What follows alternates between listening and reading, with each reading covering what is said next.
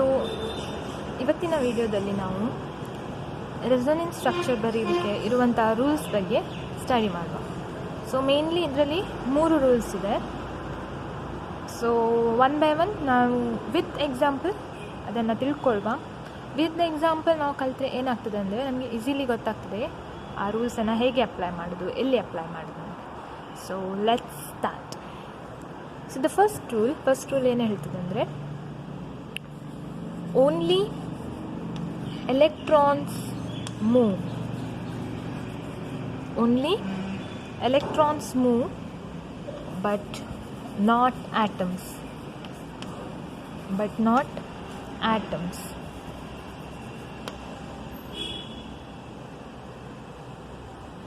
ಈ ರೂಲನ್ನು ನಾವು ಒಂದು ಎಕ್ಸಾಂಪಲ್ ತಗೊಂಡು ಎಕ್ಸ್ಪ್ಲೇನ್ ಮಾಡಿ. So CH3 CH single bond, ಇಲ್ಲೊಂದು ಪ್ಲಸ್ ಚಾರ್ಜ್, ಇನ್ನೊಂದು C, ಇಲ್ಲಿ ಡಬಲ್ ಬಾಂಡ್. ಸೊ ಇಲ್ಲಿ 3 ಬಾಂಡ್ಸ್ ಆಯಿತು. ಸೊ ಇಲ್ಲಿ ಒಂದು H ಆ್ಯಂಡ್ CH2. ಸೊ ನಾವು ಈ ಮಾಲಿಕ್ಯೂಲನ್ನು ತಗೊಳ್ಳುವ. ಇದು double bond. Only electrons move. ಇಲ್ಲಿ ಒಂದು ಸಿಗ್ಮಾ ಬಾಂಡ್ ಇದೆ, ಒಂದು ಪೈ ಬಾಂಡ್ ಇದೆ.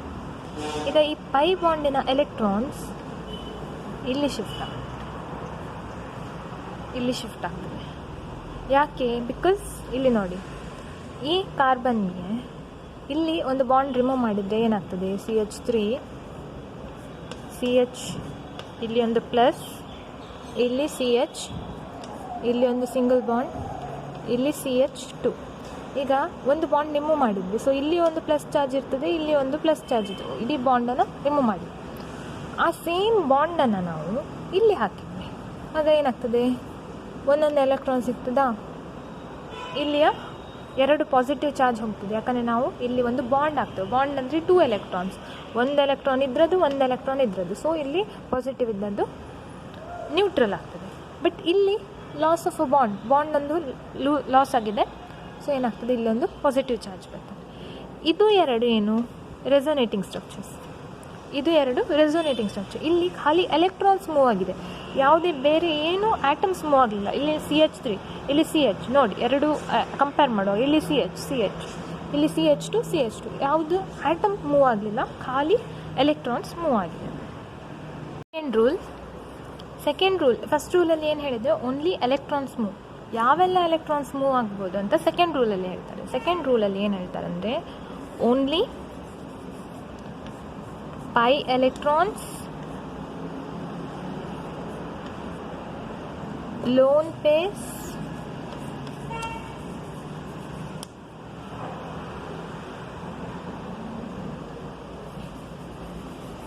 and charges, both positive and negative, can move. So only first ರೂಲಲ್ಲಿ ಏನು ಹೇಳಿದ್ರೆ ಅಂದರೆ ಎಲೆಕ್ಟ್ರಾನ್ಸ್ ಮೂವ್ ಆಗ್ಬೋದು ಅಂತ. ಸೆಕೆಂಡ್ ರೂಲಲ್ಲಿ ಯಾವೆಲ್ಲ ಎಲೆಕ್ಟ್ರಾನ್ಸ್ ಮೂವ್ ಆಗ್ಬೋದು ಅಂತ ಹೇಳ್ತಿದ್ದಾರೆ. ಸೊ ಇಲ್ಲಿ ಓನ್ಲಿ ಪೈ ಎಲೆಕ್ಟ್ರಾನ್ಸ್. ಸೊ ಇದು ಪೈ ಡ್ಯಾಶ್ ಆಯಿತಾ? Pi electrons, lone pairs and charges can move, but not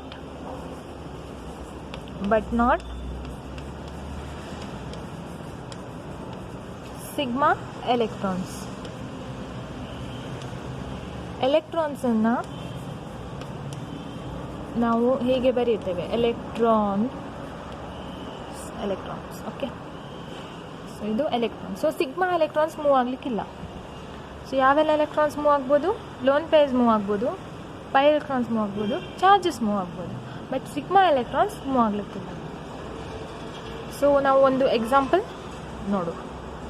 ಈಗ ಒಂದು ಎಕ್ಸಾಂಪಲ್ ತಗೊಳ್ಳುವ. ಎಕ್ಸಾಂಪಲ್ ಫಾರ್ ಪೈ ಎಲೆಕ್ಟ್ರಾನ್ಸ್ ಮೂವ್ಮೆಂಟನ್ನು ತಗೊಳ್ಳುವ. ಸೊ ಫಸ್ಟ್ ಎಕ್ಸಾಂಪಲ್ ನಾವು ನೈಟ್ರೇಟ್ ಅಯಾನನ್ನು ತಗೊಳ್ಳುವ. Nitrate NO3 minus, nitrate ion. ಇದರ ಸ್ಟ್ರಕ್ಚರ್ ಹೇಗಿರ್ತದೆ ಅಂದರೆ, N double bond O minus, ಒಂದು ಮೈನಸ್ ಚಾರ್ಜ್. ಈಗ ಇಲ್ಲಿ ಈ ಮೈನಸ್ ಚಾರ್ಜ್ ಇಲ್ಲಿಗೆ ಬರ್ತದೆ, ಇಲ್ಲಿ ಪೈ ಬಾಂಡ್ और ಪೈ ಎಲೆಕ್ಟ್ರಾನ್ಸ್ ಮೂವ್ ಆಗ್ತದೆ, ಪೈ ಬಾಂಡ್ ಮೂವ್ ಆಗ್ತದೆ, ಪೈ ಎಲೆಕ್ಟ್ರಾನ್, ಪೈ ಬಾಂಡಲ್ಲಿ ಯಾವುದು ಪೈ ಎಲೆಕ್ಟ್ರಾನ್ಸ್, ಪೈ ಬಾಂಡಲ್ಲಿರುವ ಎಲೆಕ್ಟ್ರಾನ್ಸನ್ನು ನಾವು ಪೈ ಎಲೆಕ್ಟ್ರಾನ್ಸ್. ಓಕೆ, ಸೊ ಇದು ಇಲ್ಲಿ ನಾವು ಯಾವುದೆಲ್ಲ ಮೂಮೆಂಟ್ ನೋಡಿದ್ವಿ, ಒಂದು ಚಾರ್ಜಸ್ ಮೂವ್, ಇಲ್ಲಿ ನೆಗೆಟಿವ್ ಚಾರ್ಜ್ ಮೂವ್ ಆಗ್ತಾ ಉಂಟು, and one more is pi electrons. ಇದು ಡಬಲ್ ಬಾಂಡ್ ಅಂದರೆ ನಿಮಗೆ ಯಾವಾಗಲೂ ಗೊತ್ತಿರಬೇಕು, ಡಬಲ್ ಬಾಂಡ್ ಅಂದರೆ ಒಂದು ಸಿಗ್ಮಾ ಬಾಂಡ್, ಒಂದು ಪೈ ಬಾಂಡ್. ಸಿಂಗಲ್ ಬಾಂಡ್ ಯಾವತ್ತೂ ಸಿಗ್ಮಾ ಬಾಂಡ್, ಸಿಂಗಲ್ ಬಾಂಡ್ ಯಾವತ್ತೂ ಸಿಗ್ಮಾ ಬಾಂಡ್. ಡಬಲ್ ಬಾಂಡ್ ಇದ್ದರೆ ಒಂದು ಸಿಗ್ಮಾ ಬಾಂಡ್, ಒಂದು ಪೈ ಬಾಂಡ್. ಟ್ರಿಬಲ್ ಬಾಂಡ್ ಇದ್ದರೆ ಒಂದು ಸಿಗ್ಮಾ ಬಾಂಡ್, ಒಂದು ಪೈ ಬಾಂಡ್, ಇನ್ನೊಂದು ಪೈ ಬಾಂಡ್. ಸೊ ಎರಡು ಪೈ ಬಾಂಡ್, ಒಂದು ಸಿಗ್ಮಾ ಬಾಂಡ್, ಯಾವುದು ಟ್ರಿಪಲ್ ಬಾಂಡ್ ಇತ್ತು. ಸೊ ಇದು ಬೇಸಿಕ್ ಗೊತ್ತಿರಬೇಕು. ಸೊ ಇಲ್ಲಿ ಈಗ ಇದೊಂದು ಚಾರ್ಜ್ ಮೂವ್ ಆಯಿತು, ಇಲ್ಲೊಂದು ಎರಡು ಬಾಂಡ್ ಉಂಟು, ಅದರಲ್ಲಿ ಒಂದು ಸಿಗ್ಮಾ ಒಂದು pi. So pi bond move ಆಯ್ತು, ಪೈ ಬಾಂಡ್ ಮೂವ್ ಅಂದರೆ ಪೈ ಎಲೆಕ್ಟ್ರಾನ್ಸ್ ಅಂತ ಕನ್ಸಿಡರ್ ಮಾಡ್ತೇವೆ. ಸೊ ಇಲ್ಲಿ ರೆಸೊನೇಟಿಂಗ್ ಸ್ಟ್ರಕ್ಚರ್ ಏನಾಯಿತು, ಇಲ್ಲಿ O ಡಬಲ್ ಬಾಂಡ್ N, ಇಲ್ಲಿಂದ ನೆಗೆಟಿವ್ ಚಾರ್ಜ್ ಇಲ್ಲಿಗೆ ಬಂತಂದರೆ ಇಲ್ಲೊಂದು ಡಬಲ್ ಬಾಂಡ್ ಆಯಿತು. ಇಲ್ಲಿದು ಬಾಂಡ್ ಮೇಲೆ ಹೋಯಿತು, ಮೇಲೆದು ಆಕ್ಸಿಜನ್ಗೆ ಹೋಯ್ತಂದರೆ negative charge. So it is negative charge. ಈ ಬಾಂಡ್ ಹಾಗೆ ಇರ್ತದೆ, ಸೊ ಇದು ಬಾಂಡ್ ಹಾಗೆ ಇರ್ತದೆ ಇಲ್ಲಿ 0. ಸೊ ಇದೊಂದು ರೆಸೊನೇಟಿಂಗ್ ಸ್ಟ್ರಕ್ಚರ್. ನಾವು ಇದರದ್ದು ಇನ್ನೊಂದು ರೆಸೊನೇಟಿಂಗ್ ಸ್ಟ್ರಕ್ಚರ್ ಬರಿಬೋದು, ಯಾವುದು, ಈ ಬಾಂಡ್, ಈ ಚಾರ್ಜ್ ಇಲ್ಲಿ ಮೂವ್ ಆಗ್ತದೆ, ಈ ಎಲೆಕ್ಟ್ರಾನ್ ಇಲ್ಲಿ ಮೂವ್ ಆಗ್ತದೆ. ಸೊ ಇನ್ನೊಂದು ರೆಸೊನೇಟಿಂಗ್ ಸ್ಟ್ರಕ್ಚರ್ ಹೇಗೆ ಬರಿಬೋದು, N ಇಲ್ಲಿ ಮೂವ್ ಆಗಿ ಈ ಆಕ್ಸಿಜನ್ಗೆ ಬಂದಿದೆ. ಸೊ O ಏನಾಗ್ತದೆ ಮೈನಸ್, ಇಲ್ಲಿ ಮೈನಸ್ ಇದ್ದದ್ದು ಆಕ್ಸಿಜನ್ಗೆ ಬಂದಿದೆ. ಸೊ ಏನಾಗ್ತದೆ double bond O, double bond O, ಇಲ್ಲಿ ಆಕ್ಸಿಜನ್ ಸೇಮ್ ಆಗಿರ್ತದೆ. ಸೊ ಇದು ನೈಟ್ರೇಟ್ದು 1 2 3. ಸೊ ನೈಟ್ರೇಟಲ್ಲಿ ಎಷ್ಟುಂಟು, 3 resonating structures. Example lone pair ನೋಡುವ. ಈಗ ನಾವು ಪೈ ಬಾಂಡ್ಸ್ ನೋಡಿದ್ವಿ, ನೆಗೆಟಿವ್ ಚಾರ್ಜ್ ನೋಡಿದ್ವಿ ಫಸ್ಟ್ ಎಕ್ಸಾಂಪಲಲ್ಲಿ. ಇಲ್ಲಿ ಲೋನ್ ಪೇರ್ ಮತ್ತು ಪೈ ಬಾಂಡ್ಸ್ ಯಾವತ್ತೂ ಆಲ್ಮೋಸ್ಟ್ ಎಲ್ಲ ರೆಸೊನೇಟಿಂಗ್ ಸ್ಟ್ರಕ್ಚರಲ್ಲಿ ರೆಸೊನೆನ್ಸ್ ಆಗೋದು ಪೈ ಬಾಂಡ್, ಥ್ರೂ ಪೈ ಬಾಂಡೇ ಆಗೋದು. ಸೊ ಪೈ ಬಾಂಡ್ ಆಲ್ಮೋಸ್ಟ್ ಎಲ್ಲದರಲ್ಲಿ ಇರ್ತದೆ, ಬಟ್ ಕೆಲವರಲ್ಲಿ ಲೋನ್ ಪೇರ್ ಇರ್ತದೆ, ಕೆಲವರಲ್ಲಿ ಚಾರ್ಜಸ್ ಇರ್ತದೆ. ಸೊ ಇದರ ಮಧ್ಯೆ ರೆಸೊನೆನ್ಸ್ ಇರ್ತದೆ. ಸೊ ಈಗ ನಾವು ಪೈ ಬಾಂಡ್ ಮತ್ತು ಲೋನ್ ಪೇರ್ ಅದು ನೋಡುವ. ಈ ಒಂದು ಆರ್ಗ್ಯಾನಿಕ್ ಮಾಲಿಕ್ಯೂಲ್ ತಗೊಳ್ಳುವ. ನಾನು ಫಸ್ಟ್ ರೂಲ್ಗೆ ತಗೊಂಡ ಎಕ್ಸಾಂಪಲ್ ಆರ್ಗ್ಯಾನಿಕ್ ಮಾಲಿಕ್ಯೂಲ್, ಮತ್ತು ಸೆಕೆಂಡ್ ರೂಲ್ಗೆ ಫಸ್ಟ್ ಎಕ್ಸಾಂಪಲ್ ಏನು ತಗೊಂಡೆ ಅದು ಇನ್ಆರ್ಗ್ಯಾನಿಕ್ ನೈಟ್ರೇಟ್ ಮಾಲಿಕ್ಯೂಲ್, ಅದು ನೈಟ್ರೇಟ್ ಆ್ಯನಿಯಾನ್, ಅದು ಇನ್ಆರ್ಗ್ಯಾನಿಕ್ ಅಂತ ಬರುತ್ತೆ.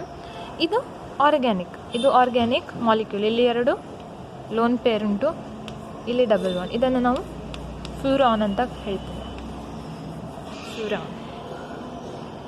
ಸೊ ಇಲ್ಲಿ ಈ ಲೋನ್ ಪೇರ್ ಇಲ್ಲಿಗೆ ಮೂವ್, ಇದು ಈಚೆ ಸೈಡ್ ಸಹ ಮೂವ್ ಆಗ್ಬೋದು. ಇದು ಸಿಮೆಟ್ರಿಕ್ ಮಾಲಿಕ್ಯೂಲ್ ಅಲ್ಲ, ಈಚೆ ಸೈಡ್ ಸಹ ಮೂವ್ ಆಗ್ಬೋದು, ಈಚೆ ಸೈಡ್ ಸಹ ಮೂವ್ ಆಗ್ಬೋದು, ಯಾವುದೇ ಸೈಡ್ ಮೂವ್ ಆಗ್ಬೋದು. ನಾನೀಗ ನಮಗೆ ಲೆಫ್ಟ್ ಸೈಡ್ ಅದು ಮಾಡ್ತೀನಿ, ನೀವು ಹೀಗೆ ಸಹ ಬರಿಬೋದು. ಈ ಎಲೆಕ್ಟ್ರಾನ್ಸ್ ಇಲ್ಲಿ ಸಹ ಮೂವ್ ಆಗ್ಬೋದು. ಆಗ ಏನಾಗ್ತದೆ, ನಾನು ಈಚೆ ಬರೆಯುವುದೆಲ್ಲ ಈಚೆಯಿಂದ ಬರ್ತದೆ, ಈಚೆ ಬರೋದಿಲ್ಲ, ಈಚೆಯಿಂದ ಬರ್ತದೆ ಅಷ್ಟೇ. ಸೊ ಯಾವುದೇ ಸೈಡಿಗೆ ತಗೊಂಡು ಹೋಗ್ಬೋದು. ಸೊ ಇಲ್ಲಿ ಈ ಬಾಂಡ್ ಏನಾಗ್ತದೆ, ಈ ಆ್ಯಟಮ್ಗೆ ಬರ್ತದೆ,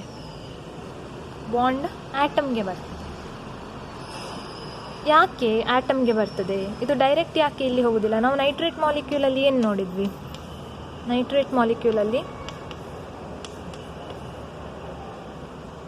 ಎಲ್ಲ ನೋಡಿದ್ವಿ,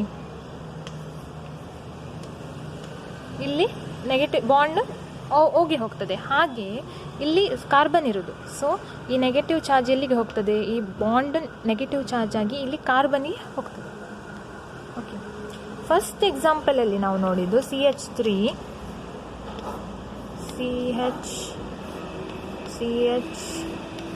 CH2 ಇಲ್ಲಿ ಒಂದು ಪ್ಲಸ್, ಇಲ್ಲಿ ಡಬಲ್ ಬಾಂಡ್. ಸೊ ಈ ಮಾಲಿಕ್ಯೂಲನ್ನು ನಾವು ಫಸ್ಟ್ ಎಕ್ಸಾಂಪಲಿಂದ ನೋಡಿದ್ದು. ಇಲ್ಲಿ ಬಾಂಡ್ ಡೈರೆಕ್ಟಾಗಿ ಬಾಂಡಿಗೆ ಹೋಯಿತು. ಈ ಬಾಂಡ್ ಇಲ್ಲಿಂದ ಇಲ್ಲಿಗೆ ಹೋಯಿತು. ಡೈರೆಕ್ಟಾಗಿ ಬಾಂಡ್ ಇದ್ದದ್ದು ಬಾಂಡೇ ಆಯಿತು. ಇಲ್ಲಿ ಸಿಗೆ ನೆಗೆಟಿವ್ ಚಾರ್ಜ್ ಬರಲಿಲ್ಲ. ಅದು ಯಾಕೆ ಅಂದರೆ ಇಲ್ಲಿ ಪಾಸಿಟಿವ್ ಚಾರ್ಜ್ ಇದೆ, ಇದಕ್ಕೆ ಎಲೆಕ್ಟ್ರಾನ್ ಡೆಫಿಷಿಯನ್ಸಿ ಉಂಟು. ಸೊ ನಾವು ಡೈರೆಕ್ಟ್ ಬಾಂಡ್ ಇದಕ್ಕೆ ಹಾಕ್ಬೋದು. ಬಟ್ ಇಲ್ಲಿ ಹಾಗೆ ಏನು ಪಾಸಿಟಿವ್ ಚಾರ್ಜ್ ಇಲ್ಲ, ಸೊ ಯಾವುದಕ್ಕೂ ಎಲೆಕ್ಟ್ರಾನ್ ಡೆಫಿಷಿಯನ್ಸಿ ಇಲ್ಲ. ಸೊ ನಾವು ಏನು ಬರೀಬೇಕು, ಫಸ್ಟ್ ಇಲ್ಲಿ ಸಹ ಹಾಗೆ ಇಲ್ಲಿ ಪಾಸಿಟಿವ್ ಚಾರ್ಜ್ ಇಲ್ಲ. ಸೊ ನಾವು ಇದನ್ನು ಆಟಮ್ಗೆ ಕೊಡಬೇಕು. ಇಲ್ಲಿ ನಾವು ಕೊಡೋದು ಆಟಮ್ಗೆ, ಇಲ್ಲಿ ನೆಗೆಟಿವ್ ಚಾರ್ಜ್ ಬರ್ತದೆ. ಬಟ್ ಇಲ್ಲಿ ನಾವು ಏನು ಕೊಡೋದು, ಇಲ್ಲಿ ನಾವು ಕೊಡೋದು ಬಾಂಡ್ ಟು ಬಾಂಡ್, ಯಾಕಂದರೆ ಇಲ್ಲಿ ಪಾಸಿಟಿವ್ ಚಾರ್ಜ್ ಇದೆ, ಇಲ್ಲಿ ನೆಗೆಟಿವ್ ಚಾರ್ಜ್ ಇದೆ. ನೆಗೆಟಿವ್ ಚಾರ್ಜ್ ಇದ್ದರೆ ನೆಗೆಟಿವ್ ಚಾರ್ಜ್ ಒಂದು ಬಾಂಡ್ ಆಗ್ತದೆ, ಬಾಂಡ್ ಇದ್ದದ್ದು ನೆಗೆಟಿವ್ ಚಾರ್ಜ್ ಆಗ್ತದೆ. ಸೊ ಇದು ನಿಮಗೆ ಥರ್ಡ್ ರೂಲಲ್ಲಿ ಕ್ಲಿಯರ್ ಆಗ್ತದೆ. ಥರ್ಡ್ ರೂಲ್ ಅದೇ ಹೇಳ್ತದೆ. ನಾವು ಥರ್ಡ್ ರೂಲ್ ಮತ್ತೆ ನೋಡುವ. ಸೊ ಇದೊಂದು ರೆಸೋನೇಟಿಂಗ್ ಸ್ಟ್ರಕ್ಚರ್ ಬರೆಯುವ. ಸೊ ಇದು ಏನಾಯಿತು, ಇಲ್ಲಿ ಡಬಲ್ ಬಾಂಡ್ ಆಯಿತು, ಲೋನ್ ಪೇರ್ ಹೋಗಿ ಡಬಲ್ ಬಾಂಡ್ ಆಯಿತು. ಈ ಡಬಲ್ ಬಾಂಡ್ ನೆಗೆಟಿವ್ ಚಾರ್ಜ್, ಇಲ್ಲಿ ಒಂದು ಡಬಲ್ ಬಾಂಡ್ ಹಾಗೆ ಉಂಟು, ಈ ಡಬಲ್ ಬಾಂಡ್ ಹಾಗೆ ಉಂಟು. ಈಗ ಇದು ಇಲ್ಲಿಗೆ ಬರ್ತದೆ, ಈ ನೆಗೆಟಿವ್ ಚಾರ್ಜ್ ಇಲ್ಲಿಗೆ ಬರ್ತದೆ, ಈ ಬಾಂಡ್ ಇಲ್ಲಿ ಹೋಗ್ತದೆ, ಈ ಆಟಮ್ಗೆ ಹೋಗ್ತದೆ. ಆ್ಯಂಡ್ ಆಲ್ಸೋ ಇಲ್ಲಿ ಒಂದು ಪಾಸಿಟಿವ್ ಚಾರ್ಜ್ ಇದೆ. ಯಾಕೆ, ನೈಟ್ರೋಜನ್ ಹತ್ರ 2 ಎಲೆಕ್ಟ್ರಾನ್ ಅದ್ರ ಹತ್ರನೇ ಇತ್ತು. ಈಗ ಅದು 2 ಎಲೆಕ್ಟ್ರಾನಲ್ಲಿ ಒಂದು ಬಾಂಡ್ ಆಯಿತು. ಬಾಂಡ್ ಆಗೋದಂದರೆ ಏನು, 1 ಎಲೆಕ್ಟ್ರಾನ್ ಮಾತ್ರ ಇದ್ರ ಹತ್ರ ಉಂಟು, 1 ಎಲೆಕ್ಟ್ರಾನ್ ಇದಕ್ಕೆ ಹೋಯಿತು. ಸೊ ಇಲ್ಲಿ ಒಂದು ಸೊ ಇದು ಎಲೆಕ್ಟ್ರಾನ್ ಡೆಫಿಷಿಯೆಂಟ್ ಆಯಿತು. ಸೊ ಇಲ್ಲಿ ಒಂದು ಪಾಸಿಟಿವ್ ಚಾರ್ಜ್.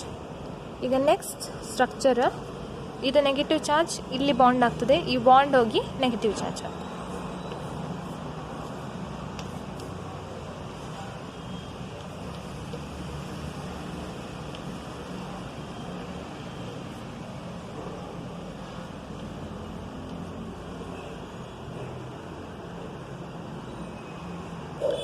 ಸೊ ಇದೇ ರೀತಿ ಕಂಟಿನ್ಯೂ ಆಗ್ತದೆ.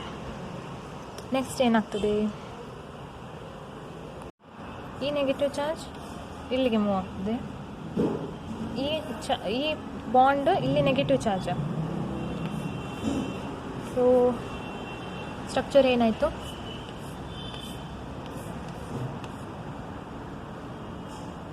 ಆಯಿತಾ, ಇಲ್ಲಿದು ನೆಗೆಟಿವ್ ಚಾರ್ಜ್, ಇಲ್ಲಿ ಒಂದು ಬಾಂಡ್ ಆಯಿತು, ಇಲ್ಲಿ ಅದೊಂದು ಬಾಂಡ್, ಇಲ್ಲಿ ನೆಗೆಟಿವ್ ಚಾರ್ಜ್ ಆಯಿತು, ಇಲ್ಲಿ ನೆಗೆಟಿವ್ ಚಾರ್ಜ್. ಈಗ ಆಕ್ಸಿಜನ್ಗೆ ಏನಾಯಿತು, ಒಂದು ಬಾಂಡ್ ಫಾರ್ಮ್ ಆಯಿತು, ಒಂದು ಬಾಂಡ್ ರಿಮೂವ್ ಆಯಿತು. ಒಂದು ಬಾಂಡ್ ಇಲ್ಲಿ ಫಾರ್ಮ್ ಆಯಿತು, ಇಲ್ಲಿ ಅದೊಂದು ಬಾಂಡ್ ರಿಮೂವ್ ಆಯಿತು. ಸೊ ಆಕ್ಸಿಜನ್ ಅದು ಚಾರ್ಜ್ ಪ್ಲಸ್ ಆಗೇ ಇರ್ತದೆ. ಇಟ್ಸ್ ಲೈಕ್ +2 -2, +2 -2 ಏನು 0. ಇಲ್ಲಿ ಏನಿತ್ತು, +1 ಆಲ್ರೆಡಿ ಇತ್ತು ಇದಕ್ಕೆ. ಇಲ್ಲಿ ನಾವು ಇಲ್ಲಿ +1 ಇತ್ತು, ನಾವು ಒಂದು ಬಾಂಡನ್ನು ಹಾಕಿದ್ವಿ, +1. ಇಲ್ಲಿ ಒಂದು ಬಾಂಡನ್ನು ತೆಗೆದ್ವಿ, ಇಲ್ಲಿಂದ ಒಂದು ಬಾಂಡನ್ನು ತೆಗೆದ್ವಿ. So it is -1. ಸೊ ಇದು 2 ಕ್ಯಾನ್ಸಲ್ ಆಗ್ತದೆ. ಸೊ +1 ಉಳಿತದೆ. ಸೊ ಇಲ್ಲಿ ಪ್ಲಸ್, ಸೊ ಇಲ್ಲಿ ಪ್ಲಸ್ ಹಾಗೆಯೇ ಇರ್ತದೆ. ಆ್ಯಂಡ್ ಇಲ್ಲಿ ಒಂದು ಬಾಂಡ್ ಹಾಗೇನೇ ಉಂಟು. ಸೊ ಅದು ಹಾಗೆ ಇಲ್ಲಿ ಬರೀತೀವಿ.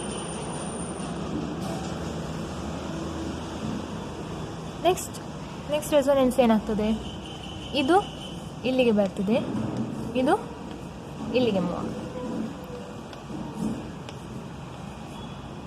ಸೊ ಏನಾಯಿತು,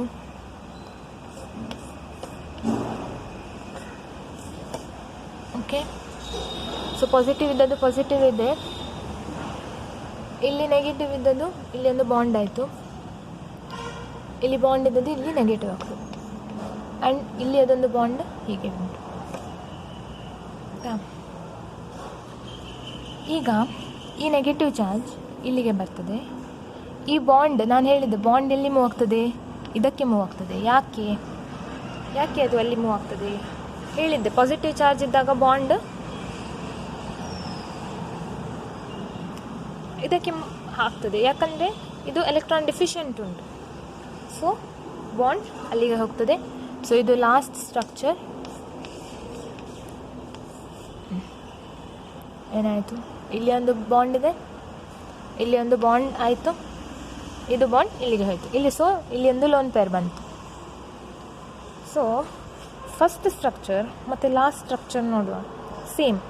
ಸೊ ರೆಸೊನೆನ್ಸ್ದು ಸ್ಟ್ರಕ್ಚರ್ಸ್ ಬರೆಯುವಾಗ ಫಸ್ಟ್ ಸ್ಟ್ರಕ್ಚರ್ ಮತ್ತು ಲಾಸ್ಟ್ ಸ್ಟ್ರಕ್ಚರ್ ಯಾವತ್ತೂ ಸೇಮ್. ಸೊ ನಾವು ಸ್ಟಾರ್ಟ್ ಮಾಡಿದ್ದೆ ಇದು ಸ್ಟ್ರಕ್ಚರಿಂದ ಅಲ್ವಾ, ಸ್ಟಾರ್ಟ್ ಮಾಡಿದ್ದೆ ಇದು ಸ್ಟ್ರಕ್ಚರಿಂದ, ನಮಗೆ ಸ್ಟಾರ್ಟ್ ಮಾಡಿದ್ದೆ ಸೇಮ್ ಅದೇ ಸ್ಟ್ರಕ್ಚರ್ ನಮಗೆ ಪುನಃ ಇಲ್ಲಿ ಸಿಕ್ತು, ಸೇಮ್ ಸ್ಟ್ರಕ್ಚರ್. ಸೊ ರೆಸೊನೆನ್ಸ್ ಬರೆಯುವಾಗ ಫಸ್ಟ್ ಮತ್ತು ಲಾಸ್ಟ್ ಸ್ಟ್ರಕ್ಚರ್ ಯಾವತ್ತೂ ಸೇಮ್. ಸೊ ಇದರಲ್ಲಿ 5 ರೆಸೊನೇಟಿಂಗ್ ಸ್ಟ್ರಕ್ಚರ್ ಇದೆ. 1 2 3 4 5 6 ಇದೆ. 1 2 3 4 5 6 ಇದು ಫಸ್ಟ್ ಮತ್ತು ಲಾಸ್ಟ್ ಸೇಮ್. ಸೊ ನಾವು ಅದನ್ನು 1 ಅಂತ ಕನ್ಸಿಡರ್ ಮಾಡಿ. ಸೊ ಟೋಟಲ್ 5 ಇದೆ. ಬರ್ದದ್ದಿಲ್ಲಿ 6, ಬಟ್ ಫಸ್ಟ್ ಮತ್ತು ಲಾಸ್ಟ್ ಇದು ಲಾಸ್ಟ್ ಸ್ಟ್ರಕ್ಚರ್ ಮತ್ತು ಈ ಫಸ್ಟ್ ಸ್ಟ್ರಕ್ಚರ್ ಇದೆರಡು ಸೇಮ್. ಸೊ ಅದೆರಡನ್ನು ನಾವು ಒಂದೇ ಅಂತ ಕನ್ಸಿಡರ್ ಮಾಡಿದೆ. So 1 2 3 4 5. So 5 structures, 5 resonating structures. ಈಗ ಥರ್ಡ್ ರೂಲ್ ಅದೇನೆಂದರೆ net charge on the molecule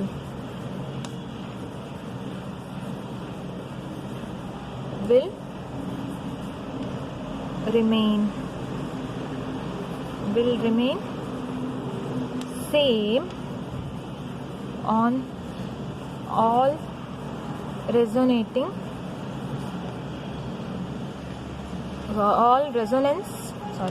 resonance contributors.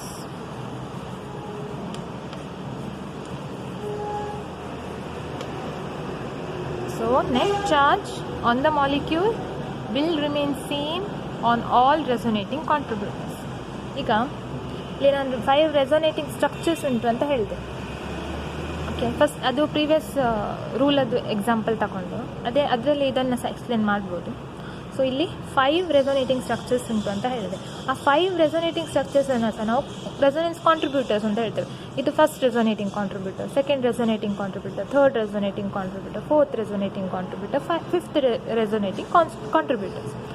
So ಇದು ಥರ್ಡ್ ರೂಲ್ ಏನು ಹೇಳ್ತದೆ ಅಂದರೆ ನೆಟ್ ಚಾರ್ಜ್ ಅಂದರೆ total charge on the molecule will be same or will remain same on all resonant contributors.